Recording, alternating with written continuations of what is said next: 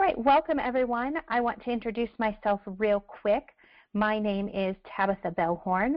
I am currently the Executive Director for Ohio Hands and Voices and the ASTRA Coordinator for our state. ASTRA is an educational advocacy program for parents who have deaf and hard of hearing children. It stands for Advocacy, Support, and Training. And I am also a founding member of Ohio Hands and Voices, which is great, and past president, which I enjoyed doing all of those things as well. So thank you for attending today. And I know sometimes IEP meetings can be stressful for parents, and so we want to try to help take some of that stress out by giving you some tools to help you plan before the meeting, during, and help you know what to do after. So first, I just want to say that, collaboration is really the most important element of an IEP meeting, in my opinion. And we really have to go in with a collaborative attitude. And there is a team of people to help your child. And so it is not an attitude of us against them. And I know sometimes it can feel that way, especially when we have some challenges in our IEP meetings or we view things differently. But I just encourage you to maintain focus on your student and really think about teamwork. So when you're going into that IEP meeting, think about collaboration, and ways that you can do that during the meeting are just being accepting. Accept other people's opinions and values. Be assertive. Be sure to tell the IEP team what you know about your child, because you do know your child the best. Make sure that you are participating in the meeting. Stick to the facts, so be factual. Be flexible. I definitely encourage you to have an open mind when you go into the IEP meeting, because sometimes after talking to the rest of the team, you can come out with a better idea than you might have had when you went in. And be supportive of the whole IEP team. Find ways that you can work together with the school personnel, the teachers, your related service providers, and let them know that you are on their side too.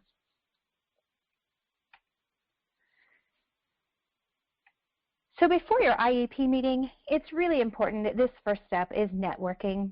Take some time to meet other parents, participate in groups that might be near you locally or throughout the state if you have that opportunity to travel. Attend some trainings. Get to know your rights as a parent. Get to know what you can ask for in an IEP meeting.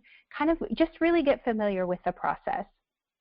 And if you need help locating trainings specific to deaf and hard of hearing education, we can help with that. Or if you need resources more general, we can help with that too. Second, I really encourage you to learn the IEP form. So the IEP form is available on Ohio Department of Education's website. And I will go ahead and send that link to everybody after the training. So if you're not familiar with that form, especially if this is your initial IEP, take some time to learn that form.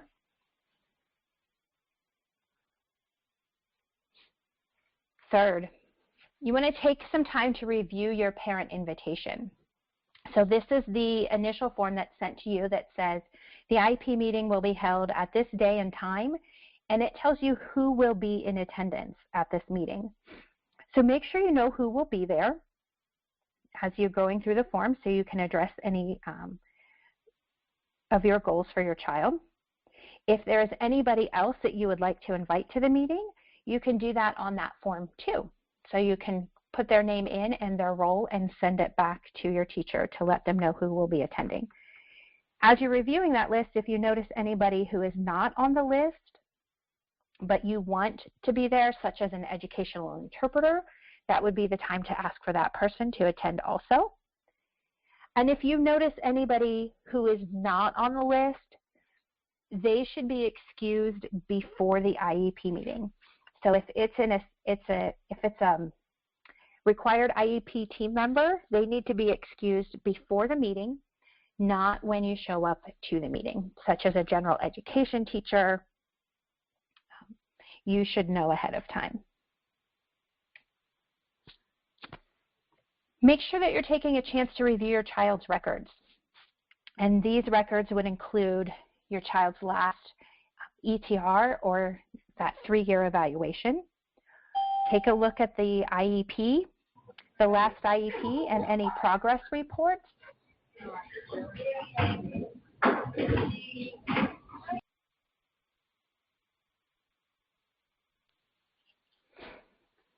I'm sorry, go ahead and take a look at any progress reports so you know how your child has progressed on their IEP goals from that last year. Any work samples that you might have that you want to share with teachers and the IEP team members, take a look and review those and be sure to have copies for them. Any communications that you have had with IEP team members outside of a formal meeting. So any communication notes that you have, any emails, if there were specific concerns that you were addressing, make sure you follow up on those too. And also if you have any new assessment or evaluation results that were completed elsewhere from private therapists or evaluators that you want to share with the team, make sure you review those and have copies for your team also. You'll also want to make sure that you are developing a parent report and a future planning statement. So on the IEP form here in Ohio, there's a section that says future planning. I really encourage you to take some time and put all of your thoughts together in this section and be all inclusive about your desires for your child, your goals for your child, and their strengths. This is not a legally binding section of the IEP, but it can bring the team together and help them share that vision with you.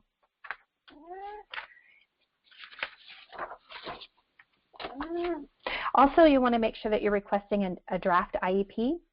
I tend to ask for that draft at least 1 week ahead of time to give myself plenty of time to review it and then submit any changes or edits that I might like to request to the teacher. And lastly, make sure you're reviewing your procedural safeguards before you go into the meeting. Hopefully you won't need to use those, but it is important to know what your rights are if you don't agree with what happens during the IEP meeting. So on the day of the IEP meeting, just some things that you can do. Arrive early, and what this does, any copies of information that you have to give to the team, arrive early so you can give them copies and they have a little bit of time to review it too. Ideally, if you can give it to the team before the IEP meeting so they can even implement those thoughts and ideas and suggestions into the IEP draft, that would be ideal. Make sure that you're asking for introductions so you know who is there and around the table and what their role is. If your child is going, have your child introduce himself and talk a little bit about the things that he likes and doesn't like, any particular challenges they might have in the classroom, and anything that makes any kind of accommodation that makes it easier for them to learn. As you're going through the IEP, ask to review your parent report and your future planning statement. So I really encourage you to read this section yourself. I believe it's more impactful that way so the team can hear your words and your voice. You want to make sure as you're working through this meeting that you're part of the team. So work as part of the IEP team to develop all the required components. There's a lot of sections on that IEP form, and you are a valued member of that team. So be honest with your wants. Ask any questions that you have, and be creative to find the solutions. And then when it comes time to finalize that IEP, excuse me, you have the right that you can sign the IEP or you cannot sign the IEP.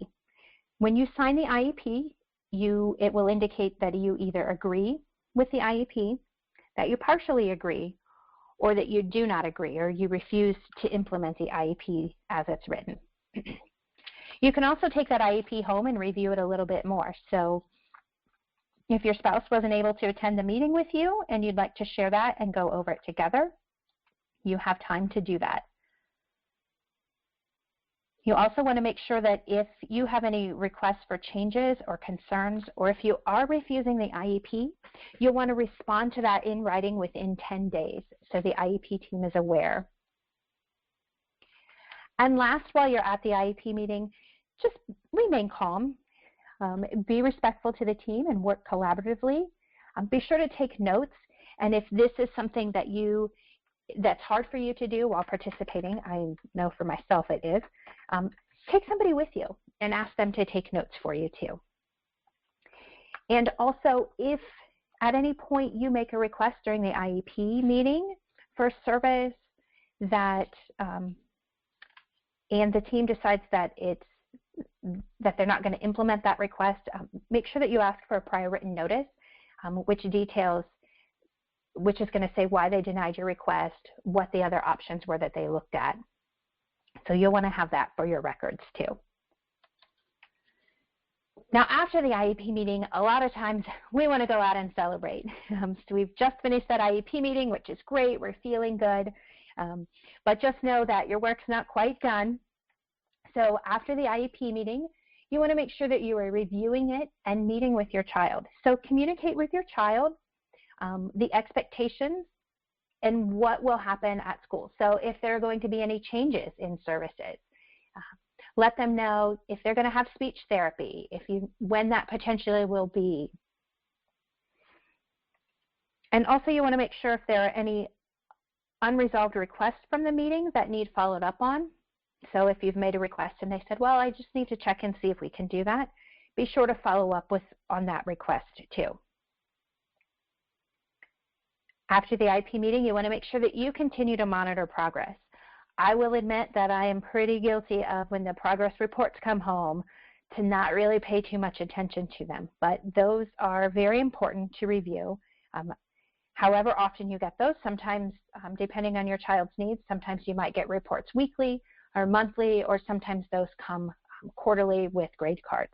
So make sure that you are reviewing that progress. And if you have questions about that progress, communicate back with the teacher and the team members immediately, which leads to making sure you're communicating regularly with the IEP team. So if you do have concerns, don't wait till the next meeting. Send them an email. If you can communicate directly with your teacher, please feel free to do that. And also make sure that you're sharing your successes too. So not just your concerns for your child, but let the teachers and the team know all the great things that you've seen happen with the IEP and what your child is doing. Another great way to communicate with the team is to volunteer at school. This helps you see your team members more frequently, and you'll often have a lot of just side conversation without even really kind of that spontaneous conversation that you're not planned on, and find out what's going on at school. And it's great because you get to see your child in action at school.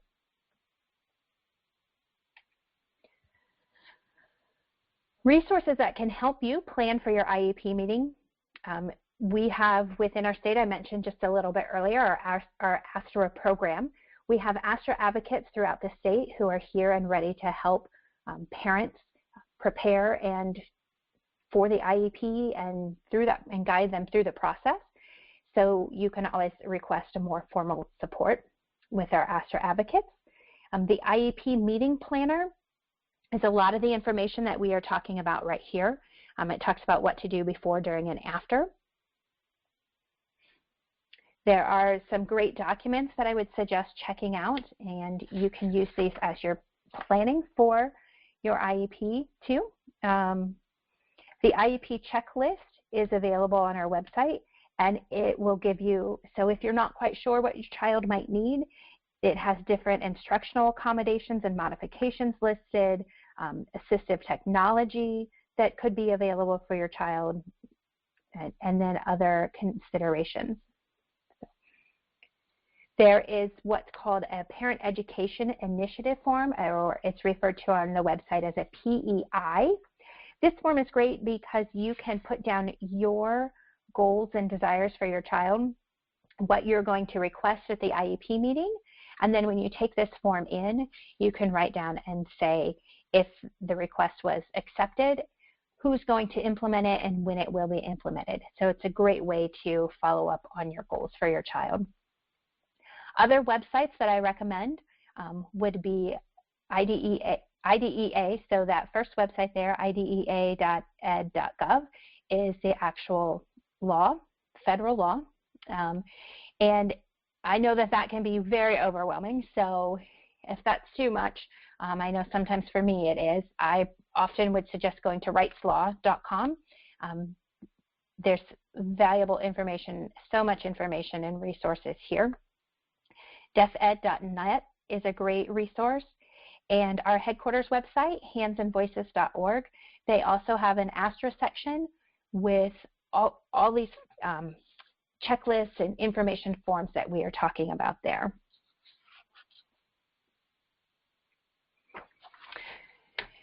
So I just want to take a minute and ask, are there any questions at this moment? I think I have everybody muted.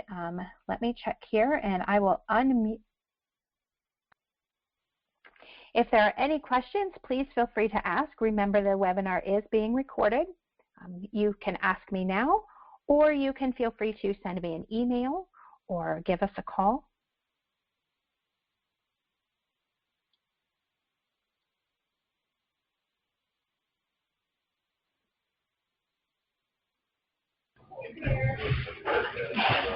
Hi, Tabby. I just wanted to say hi. This is Janelle. Hi, Janelle. Glad you could join us. Yes, thank you. Glad you could do this. It was a really nice presentation. Thank you. Great, thank you.